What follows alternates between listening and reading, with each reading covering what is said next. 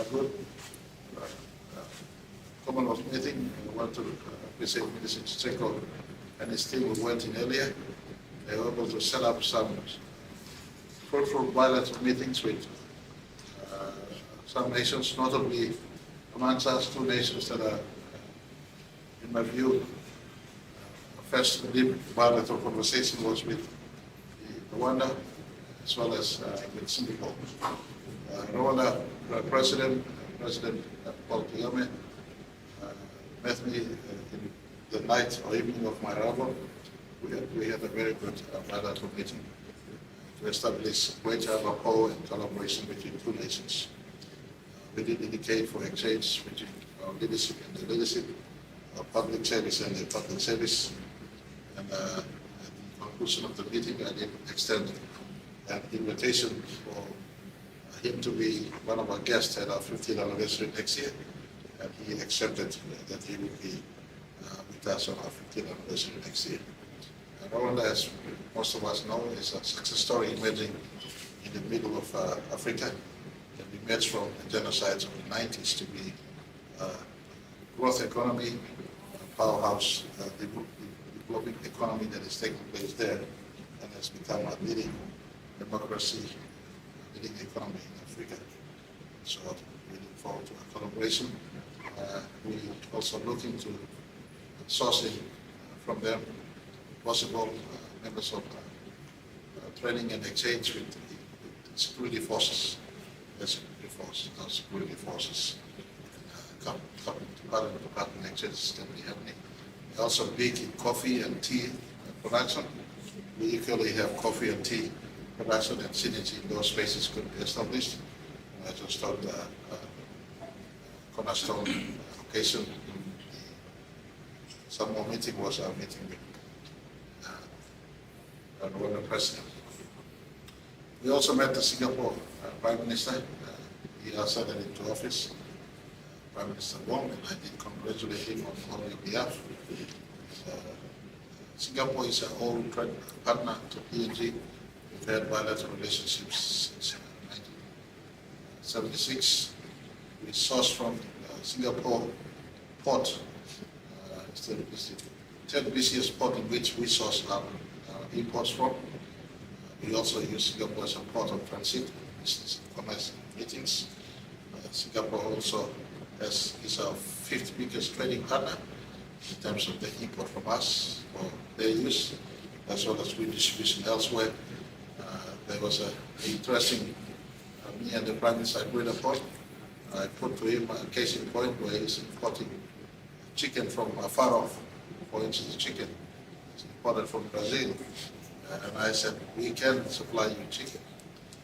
So now once upon us, we agreed that their health and sanitary standard team will come in and work with our NACIA, our biosecurity team, to ensure that we are stepped up in our biosecurity, the entire production or growth, whether it's in food growth or production in terms of other food like poultry, beef, or fish, marine resources, from production or growth right down to the entire village chain to supply to them. The standard must be the highest Singaporean standard. Once we meet those standards, we could be in the business of producing food supply. Singapore, as all of us know, imports 99% of the food from outside. So I thought that was a good breakthrough that has happened.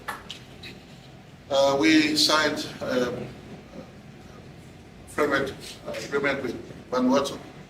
Vanuatu is a country that we helped better in 1980 when Commonwealth Force arrived into Vanuatu to quell potential uprising that was taking place there. And the country was bettered. So Papua New Guinea, as the big brother in Melanesia and Pacific, feel responsible and feel that it is necessary we relate to our Pacific Island brother and sister nations. Vanuatu more so special to us. And, we've signed a framework agreement. We'll have deep exchanges in many fields, not just education and health and trade, but the management of the airspace, for instance. all other aspects of relationship with Vanuatu. So we did sign a framework agreement with them for our two governments, our two public service, and our two people to help deep collaboration.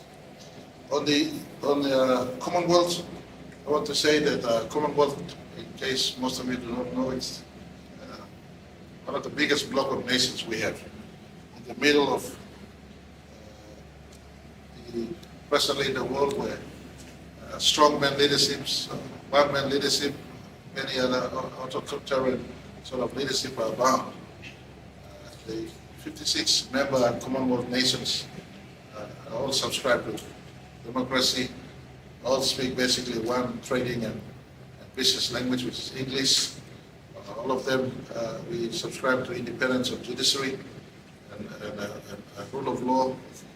We subscribe to free market economies. And so the common denominator of us is there as far as democracy and free market economy. And so these 56 nations came together. There's a rejuvenation taking place in the Commonwealth family of nations, knowing what's happening in terms of geopolitics, what's happening in other parts of the world where peace is in high demand, Eastern Europe, Middle East, and elsewhere. The Commonwealth family of nations decided to come together more stronger, promoting inter-Commonwealth trade, inter-Commonwealth relationships. We together put together 1/3 of the world's population, over 2.6 billion people are in the Commonwealth. Our economy, total economy number in the entire Commonwealth values a little over $20 trillion. And so there's a sufficient benefit to being that family of nations.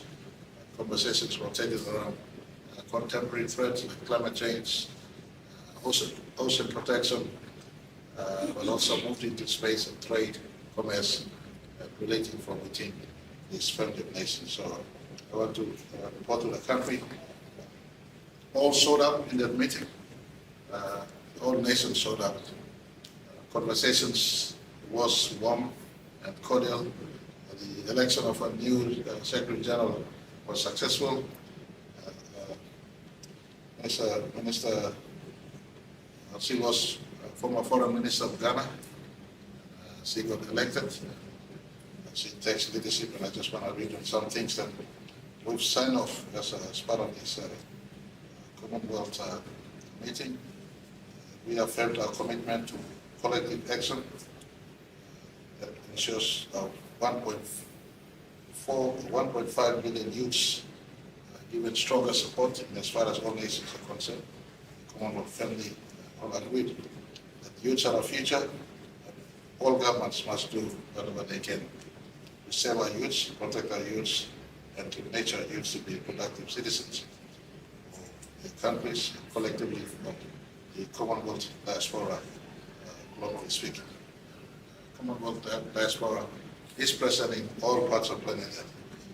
European nations, Middle American nations, Asian nations, Africa, as well as ASEAN. We continue to affirm a view that all nations of the world must subscribe to a commitment to maintaining global temperature below 1.5 degrees Celsius. That was affirmed, and under Samoa's leadership, an introduction of protection of ocean was a main feature in the meeting that just concluded. There will continued discussion, especially on in terms of economy, the impact of AI, what we must do. It's a family of nations, and there was also discussion about the transfer of technology between each nations and amongst the Commonwealth nations, so that we all can benefit from whether it's AI or other technology that we may just rise on going forward. So these were among some of the key conversations discussed. I thought the main one from Pacific context was the agreement of moratorium on protecting our oceans from pollution.